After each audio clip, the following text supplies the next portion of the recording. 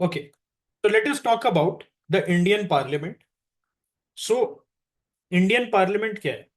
आपको पता है कि गवर्नमेंट ऑफ जो हमारा गवर्नमेंट स्ट्रक्चर है, उसमें टोटल 3 organs आर देयर.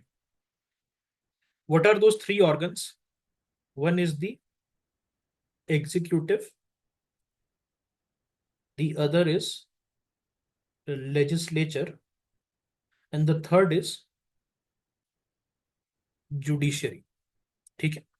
तो इसमें जो है, लेजिस्लेचर का काम क्या है? ये लॉ बनाएगा. एग्जीक्यूटिव का काम है उस लॉ को एग्जीक्यूट करेगा. और जुडिशरी का काम क्या है? Judiciary will see whether the law and its execution are not unconstitutional. ये बेसिक डिफरेंस समझ में आ गया गवर्नमेंट के ऑर्गन्स का. What kind of judiciary you want? You want a committed judiciary or an independent judiciary? You want an independent judiciary. Okay. What kind of bureaucracy you want? Committed bureaucracy or an independent bureaucracy? Committed. Committed to the executive. The bureaucracy has to be committed, whereas the judiciary has to be independent. Okay. So this is the difference which was asked. Okay. Committed bureaucracy का question जो था, this was asked in, all right, year 2021 prelims. Okay. ठीक है. अब हम आगे बढ़ते हैं. सो इंडियन पार्लियामेंट के 3 component. Indian parliament has 3 components. One is the Lok Sabha, one is the Rajya Sabha or the Council of States, and the third one is President. Okay. In 1954, the Hindi names Rajya Sabha and Lok Sabha were officially adopted. उसके पहले क्या था? उसके पहले we used to say it is Council of States and House of People. So Council of State and House of People has their roots in which act of the British? The Council of States and House of People has their roots in which act of the British? Can I say 1935 Act? Why 1935 Act? Because it introduced bicameralism at the central level, if you remember, and we have a bicameral legislature. Yes, good. Rajya Sabha जो है, it represents the states and union territories, while the Lok Sabha represents the people of India as a whole. Lok Sabha क्या करता है? People of India as a whole को represent करता है. What is the role of the president in parliament? Although the president is not a member of either house and does not attend their meetings, but she is an essential part of the parliament.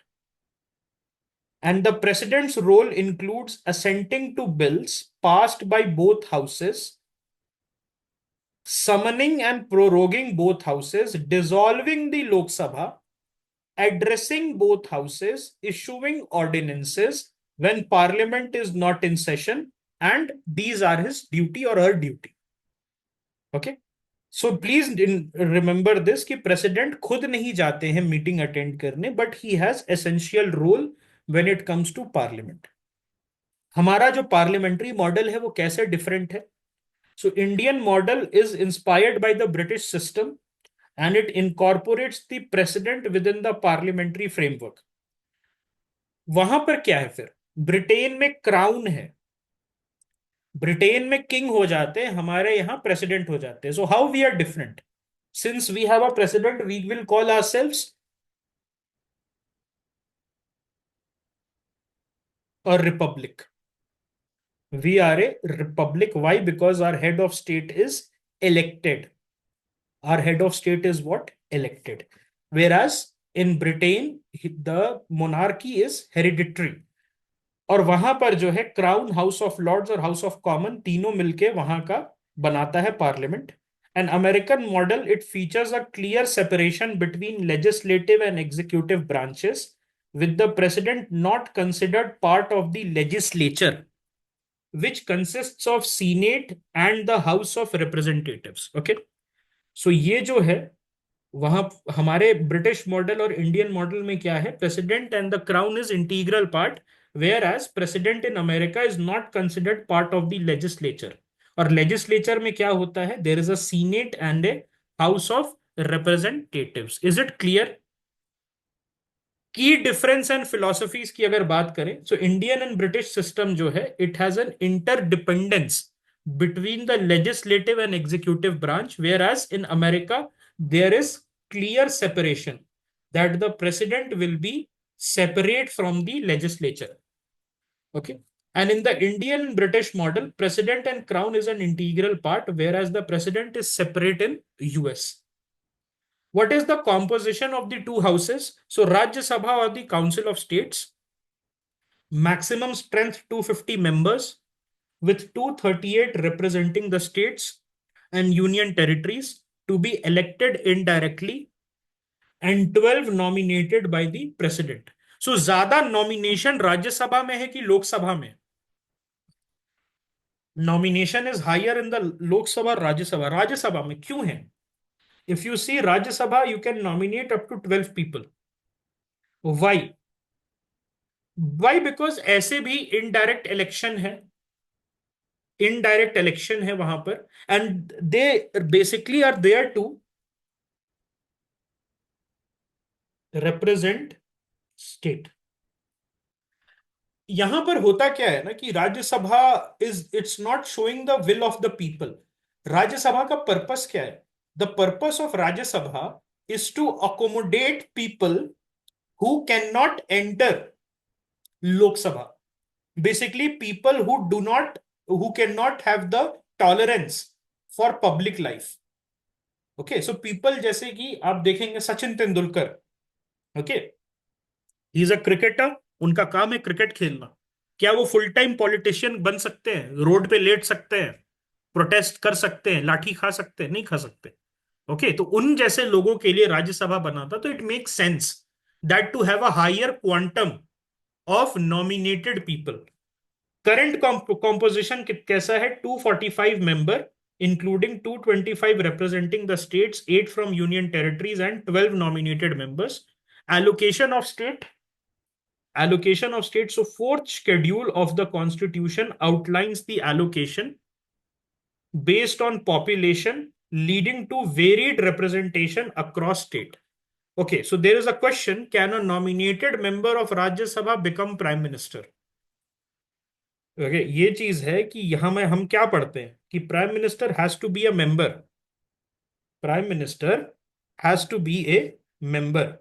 तो वो क्या minister बन सकता है? हुँ? क्या वो minister बन सकता है? That is the question.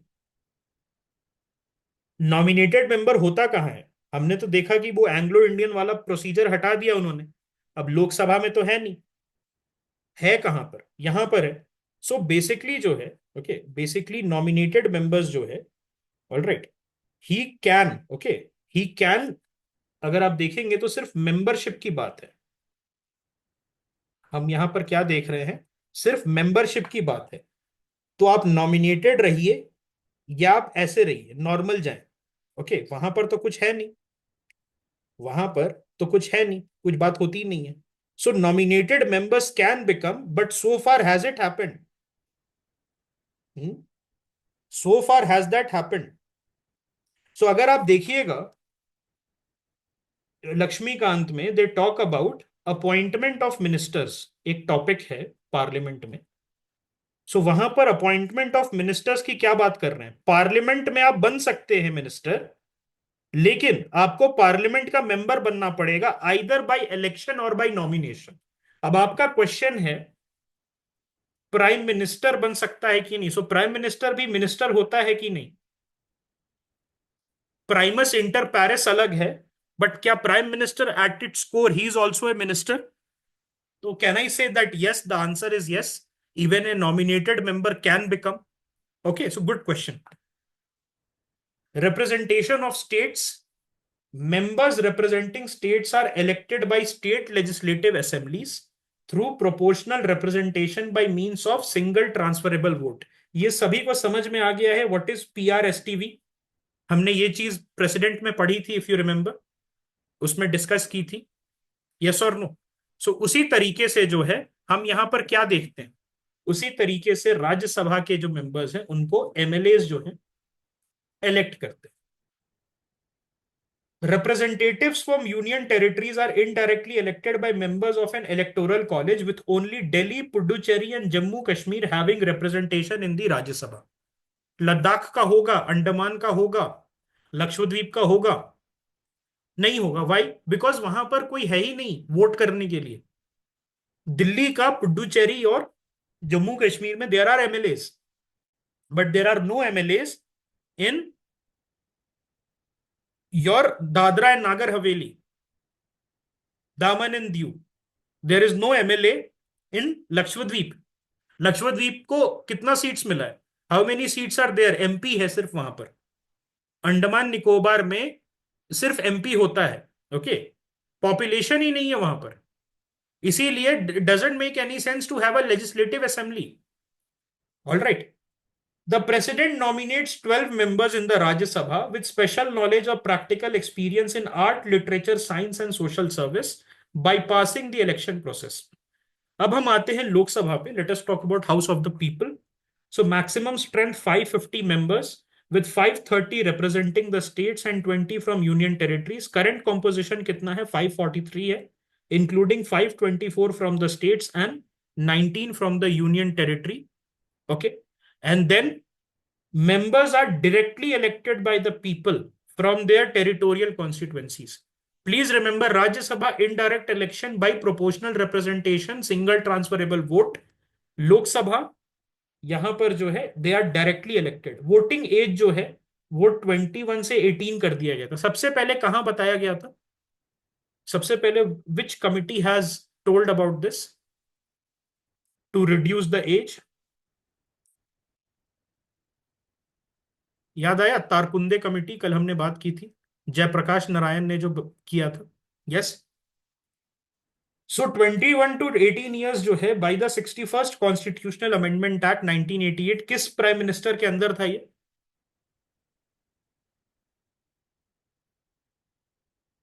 Okay, Rajiv Gandhi साहब के अंदर था। Yes, right. In the US the president chooses the supreme, ये कैसे फेयर हुआ? दे आर बायस्ड, इसीलिए वहां पर प्रॉब्लम है ना ये। ओके, 550 टू 543 नहीं, दैट इज डिफरेंट। 543 में से सैंक्शन आप निकालोगे, 543 में से सैंक्शन निकालोगे, बिकॉज वो जो 7 सीट्स है वो टोटल जो स्ट्रेंथ है, okay, maximum strength allowed and total strength is different. Maximum strength allowed and total strength is different. और फिर 543 में से आप इफेक्टिव मेजोरिटी निकालेंगे। Okay, representation of union territories. So parliament prescribes the manner of choosing representatives from union territories, with members also chosen by direct election as per the union territories act. तो एक एक seat जो है union territories को generally दे दी जाती है। Nominated members, so until 2020 in Lok Sabha we are talking, अभी भी राज्यसभा में nomination is possible. Until 2020, the president could nominate 2 members from the Anglo-Indian community if it was not adequately represented, and this provision, initially set to expire in 1960, was continuously extended, but finally इसको जो है जनवरी 25, 2020 को हटा दिया गया। Rajya Sabha's composition ensures representation for states, whereas Lok Sabha is for what, my friend? It is for representing the will of the people.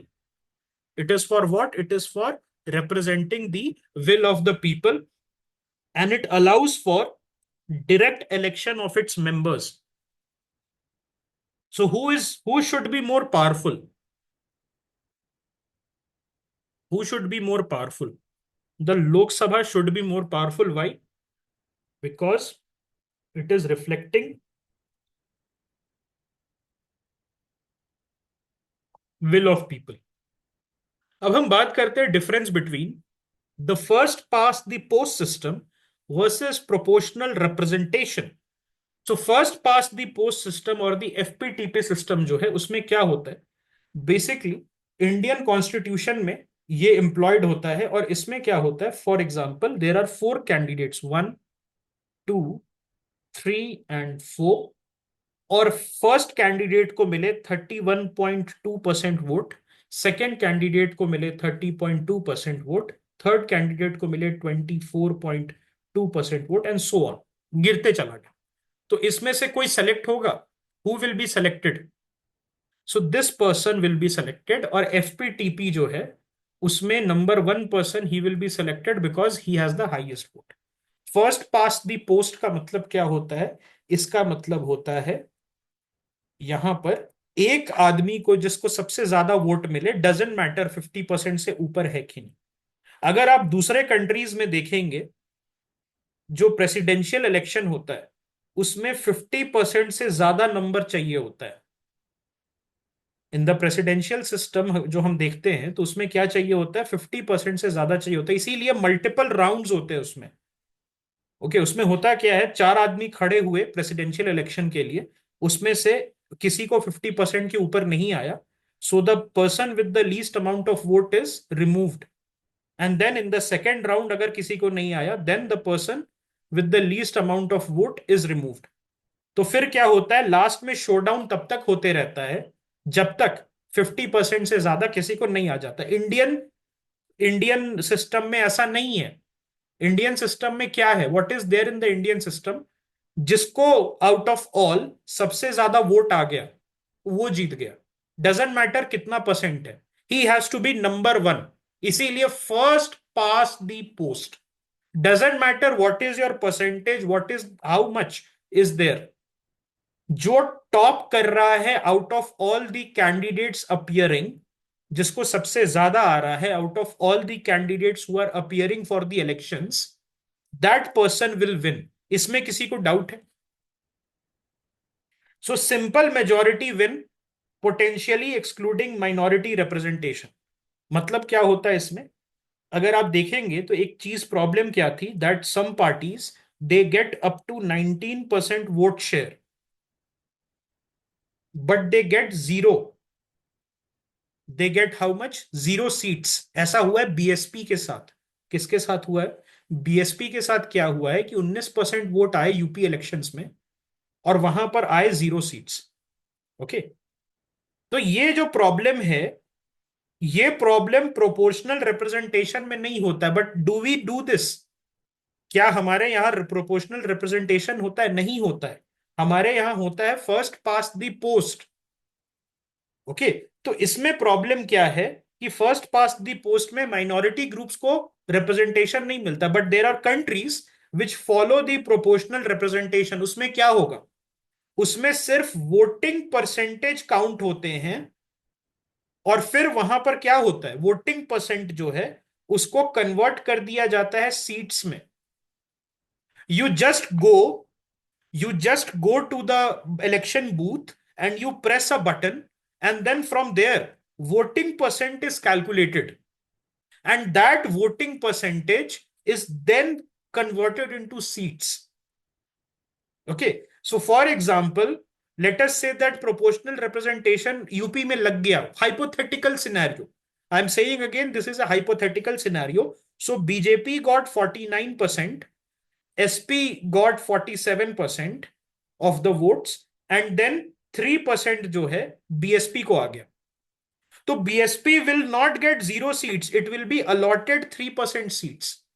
अगर BSP को 19% seats आ रहा है, so there is a chance in the first past the post system that it can get 0 seats।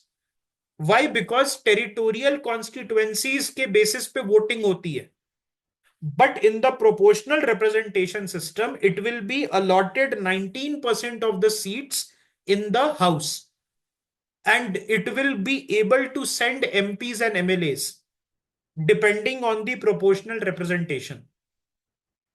So is proportional representation good for India or bad for India? It is horrible, because never ever you will be able to form a government. First past the post system is what makes the democracy tolerable. Proportional representation will wreak havoc. होगा क्या अगर proportional representation is introduced? It will be a hodgepodge। मतलब किसी को मिलेगा ही नहीं कभी, because आज तक अगर आप देखें तो has anybody got more than 50% of the vote share in recent memory? I am not talking about early times. Recent memory में बीजेपी भी स्ट्रगल करती है 50% वोट लाने में। बीजेपी जो है that also struggles to get 50%। So BJP कभी सरकार बना ही नहीं पाएगी। It is because of the first past the post system, it is because of the first past of post system that we are able to form a viable government. Okay, नहीं तो क्या होगा? Every political party which is able to pull 0.8%, 1%, 1.2% vote share, they will also be have to be given 5 seats, 4 seats, 3 seats, ऐसे. So do you think that any viable governance can be done in proportional representation system? नहीं होगा। अब जैसे आप कह रहे हैं Australia में, ऑस्ट्रेलिया क्या है? वाइट कंट्री है, everybody they look alike, they think alike, they speak alike, तो वहां प्रॉब्लम नहीं है। लेकिन वहां भी प्रॉब्लम होती है, आपको पता है ना, बहुत महीनों तक they are without any government. Netherlands में महीनों तक, for months there is no government. अभी जैसे नीदरलैंड्स में इलेक्शंस हुए थे, सो इलेक्शंस कब के हो चुके और उनकी गवर्नमेंट अब बन रही है साल भर बाद। So proportional representation even in homogeneous country is disastrous. So आप समझिए इंडिया में क्या होगा। Okay, so proportional representation you have understood. So what was the reason for not adopting proportional representation for Lok Sabha? Complexity of voters. So voters के लिए जो है complexity होगी, voters को समझ नहीं आएगा। ये FPTP is very easy. FPTP जो है it is very easy, उनको पता होता है कि इतने सीट्स मिल गए तो मेरे जिस पार्टी को मैंने वोट दिया था उसकी गवर्नमेंट बनेगी कि नहीं बनेगी। Proportional representation will be a burden, okay, for the voters to understand, and then political stability जो है काफी ज्यादा ये बड़ी एक इशू है। All right, what is the duration? So please remember, Rajya Sabha is a permanent chamber and it is not subject to dissolution, and it was first constituted in 1952. Rotation of members की अगर हम बात करें, so 1/3 of its members they retire every second year, with their seats being filled by fresh elections and presidential nomination at the beginning of every third year. So हर तीसरे साल में presidential nominations आता है और हर दूसरे साल में 1/3 मेंबर्स जो है they retire. So they don't retire before their term. Rajya Sabha ऐसे सेट है that every second year there comes retirements. They don't retire forcefully. ऐसा नहीं है कि लोग ढूंढ ढूंढ के आप रिटायर करवा रहे, but it is set in such a manner that every 2 years 1/3 of its member retire, and then certain states they go for Rajya Sabha elections. Member of Rajya Sabha serve 6-year terms as provided by the RPA Act, and members can be re-elected or re-nominated multiple times. And initial term adjustment जो है, president had the authority to adjust the term of members of the first Rajya Sabha with the order of retirement for the initial batch decided by lottery. तो यहां पर जो है, okay, यहां पर क्या है, व्हाट इज दिस? तो इस तरीके से करने के लिए कि हर दूसरे साल में 1/3 मेंबर रिटायर हो जाएं, उसके लिए इनिशियल बैच का जो रिटायरमेंट का ऑर्डर है उसको लॉटरी के हिसाब से डिसाइड किया गया था। जिसका पहले आ गया वो अनलकी था, और जिसका बाद में आया वो जो है was okay fortunate.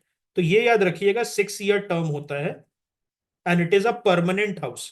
All right, and 1/3 by design, 1/3 members they retire after 2 years, and in the initial batch इस चीज को कराने के लिए कि हर 2 साल पे 1/3 हो, कुछ लोगों को रिटायर लॉटरी के बेसिस पे कराया गया था। क्या ये चीज समझ में आई आप? Were you guys able to understand कि कुछ इनिशियल टाइम में जो है लॉटरी के बेसिस पे रिटायर करवाना पड़ा था, सो दैट एक सेट सिस्टम बन जाए that every second year 1/3 of the member are retiring, and it is a permanent chamber. It is not subject to dissolution. The parliament through the Representation of People Act has the power to define the term of office for Rajya Sabha members, including provision for the order of their retirement. Lok Sabha जो है unlike Rajya Sabha, Lok Sabha operates on 5 years। कभी 6 years हुआ था क्या इसका भी? पहले I think, अगर आपको याद होगा तो 6 years भी किया गया था इमरजेंसी के समय, याद होगा इंदिरा गांधी ने किया था, बाद में जो है उसको वापस से 5 years कर दिया गया था। सो president can dissolve the Lok Sabha at any point before the completion of its 5 year term, a decision that is beyond judicial review. But is it? This dissolution of Lok Sabha is beyond judicial review, but again, is it? All right, everything has changed. Please remember, everything has changed after the Kesav Nanda Bharti case judgment. लेकिन on paper लिखा हुआ है that it is beyond judicial review, जैसे delimitation में हमने बात की थी that the delimitation commission report is final and binding. On paper it is final and binding, लेकिन अब because of this judicial activism, Keshav Nanda Bharati case, हमें जो है प्रॉब्लम आ रही है। लेकिन आप यूपीएससी में क्या करिएगा? यूपीएससी में केस लॉ को इंटरप्रेट नहीं करना है आपको, लॉ के स्टूडेंट नहीं है आप। सिंपली जहां जहां भी लिखा हुआ है it is beyond judicial review, you will tick mark, okay, yes it is beyond judicial review.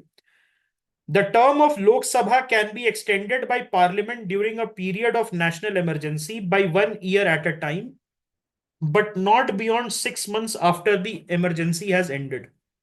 ये तो हमने पढ़ा है इमरजेंसी में। Rajya Sabha is a continuous body with a rotating membership which ensures it never dissolves. तो अब आप समझ रहे हैं why every second year 1/3 of the members have to be retired, so that अचानक से सारे लोग रिटायर कर ना कर जाएं। अचानक से अगर सारे लोग रिटायर कर जाएंगे, will what will happen? There will be no continuation, it will be akin to dissolution. Is it clear? So whereas the Lok Sabha has a fixed term and it is subject to dissolution, members of Rajya Sabha has a 6 year term, whereas Lok Sabha members has a 5 year term. And Lok Sabha's term can be extended during a national emergency, a provision which is not applicable to the Rajya Sabha due to its permanent nature. So Rajya Sabha को आपको extend करने की जरूरत नहीं है। Why? Because Rajya Sabha never dissolves. इस चीज को जो है एकदम समझ के रखिए, बिकॉज इट नेवर डिसॉल्व्स, इसको एक्सटेंड करने की जरूरत नहीं है।